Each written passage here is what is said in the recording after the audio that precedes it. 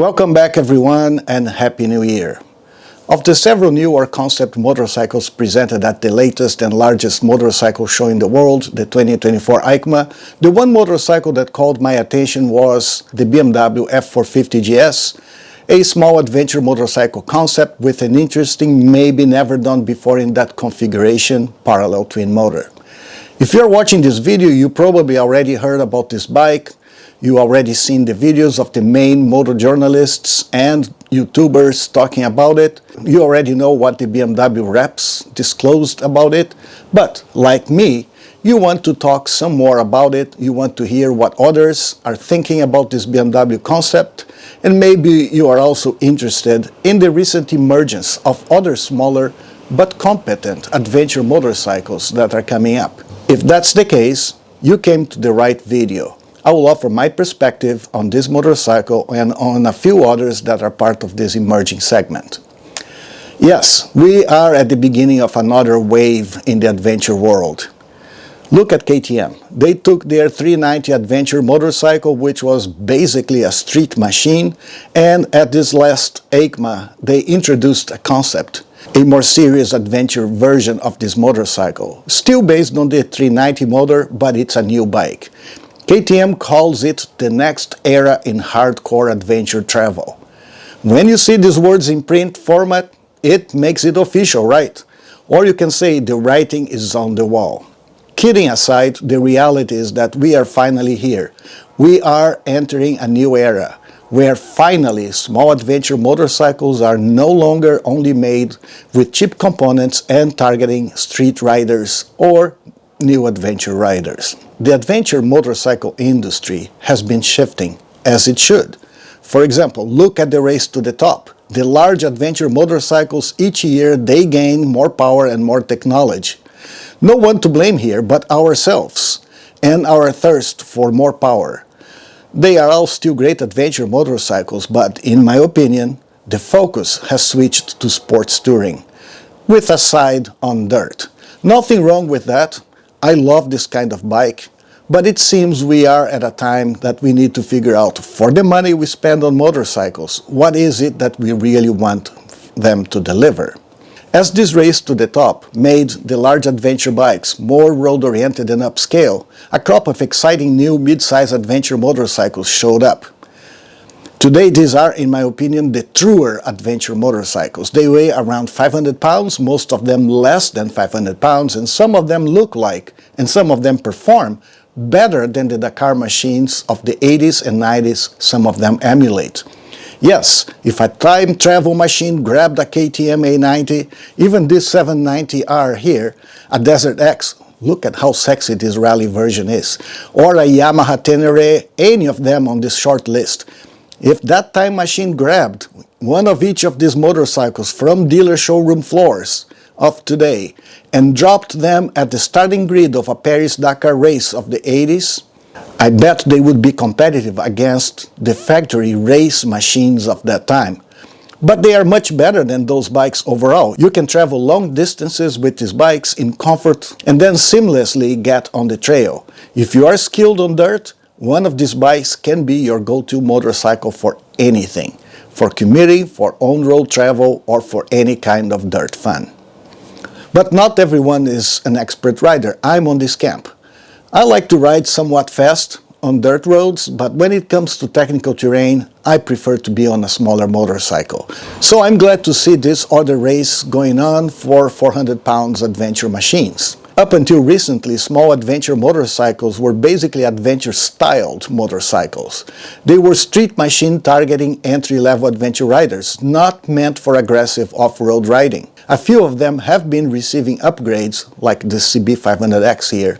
They are becoming better set up for adventure riding. I'll talk about a few of them. I narrowed the list to the bikes between 400 and 500 cc's of displacement, and that are adventure riding styled and which are available or will become available in the United States. You may consider other bikes, but these are the ones I know, and I think they will suffice for what we want to talk about. Let's start with the new Suzuki DRZ 4S. It's still a sort of a dual sport machine, but Suzuki has recently sort of brought it up to the 21st century. It has some upgrades like fuel injection, but Suzuki did not commit to making it an adventure motorcycle. What with a small tank, a 5-speed gearbox, and a lack of travel amenities. But it has shown to be a great world traveler in its previous versions. Then we have the Royal Enfield Himalayan, a popular machine that people have been taking everywhere on trails and long distance travel, and recently it has been through a major upgrade with a revised F450 motor and other adventure upgrades. Moving to bikes with parallel twin motors, we have the Honda CB500X, now NX500. A machine I know well. It can be a reasonable adventure motorcycle with the proper upgrades. Honda has been upgrading it throughout its 11 years of production so far.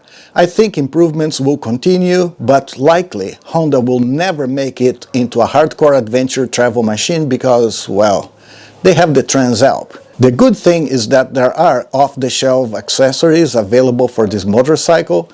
If a rider wants to take advantage of its small size, low weight, and its great motor, for about $3,000 it can be reasonably upgraded. That's what I did to this motorcycle here. And then we have the CF Moto 450 MT or Ibex 450 here in the United States. This motorcycle, I believe, is a change agent. Look at this bike. There's nothing like it in this size now. It may not be perfect, but they proved that it can be done. You can have a reasonably competent adventure motorcycle with a small parallel twin engine, and which sounds great, by the way. To prove the point, those bikes are selling really well and they get rave reviews on the internet. How will they hold up in the future? I don't know. But we are starting to have options. That's where BMW and KTM come in. They are still leading the adventure segment, right? Or they should be. Well, they must have gotten the hint. I hope these concepts from BMW and KTM shown at EICMA will be competent dirt machines. At least their marketing department seems to be telling that story. I hope that they are at least on a level of what the already successful CF Moto delivers, but hopefully better. These two concepts from BMW and KTM seem to have the frame, the power, the components, the electronics to make it happen. We need to make a note here. We need to be thankful for improvements to the made in China, India, and Thailand. Because these small bikes, these 400-pound machines, they are all going to be made in one of these countries. So we need to be thankful that today they can achieve a good quality and they can still be produced at lower cost and be available to us at a reasonable price. The BMW representatives at EICMA, they mentioned that this F450 GS was designed from the ground up, a totally new package. The concept shows a few of the bells and whistles that you find in larger BMW bikes, including the switchgear, TFT dash, and the X headlight, and certainly some of the electronics available on larger GSs will be available. Overall, I like the looks. It seems like it means business. The BMW rep said they targeted aggressive off-pavement riding for this bike, but that it could ride well on the road as well. I want to believe that. Again, time will tell. Meanwhile, we just speculate. It will be interesting to learn what a 125-degree firing order delivers when you twist the throttle. We already know it sounds great.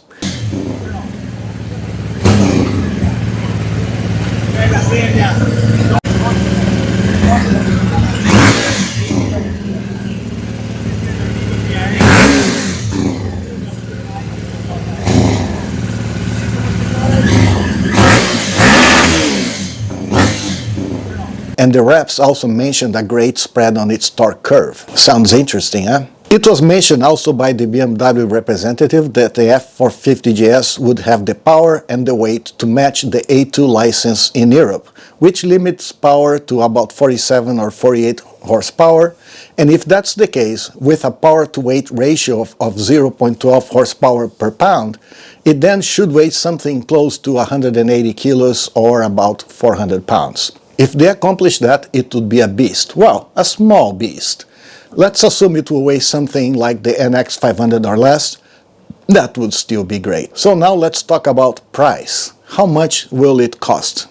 I expect the price will be higher than the starting price of these other motorcycles we discussed so far. The new KTM will likely be priced higher than its current 390 Adventure R. I bet the BMW will be priced higher than all of them, but less than the Honda Transalp, which has a starting price of $10,000, or the Tenere 700, which has a starting price of $11,000. My wild guess here is that a starting price would be about $8,500, but in that case it will likely be a version with basic components. BMW will certainly offer at least two main variants on the theme, including a more affordable street version with cast wheels. That's the one with $8,500.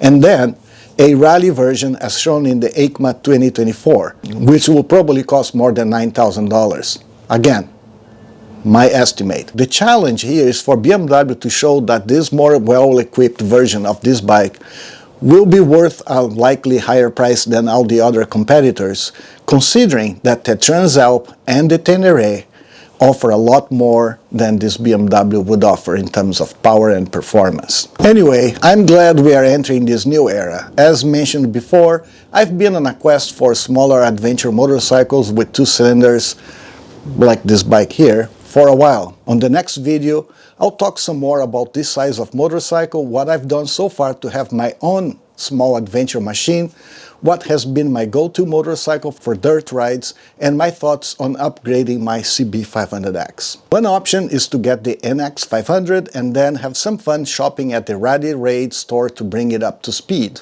It is expensive to go this route, but it's fun to build your own motorcycle. The other option is the CF Moto 450, which has a price advantage because its starting price is lower than the Honda and it's basically ready to ride as is. It's very tempting that way. And after EICMA 2024, I started thinking about this BMW concept. Depending on what compromises the production version will have, this small GS may get into my short list.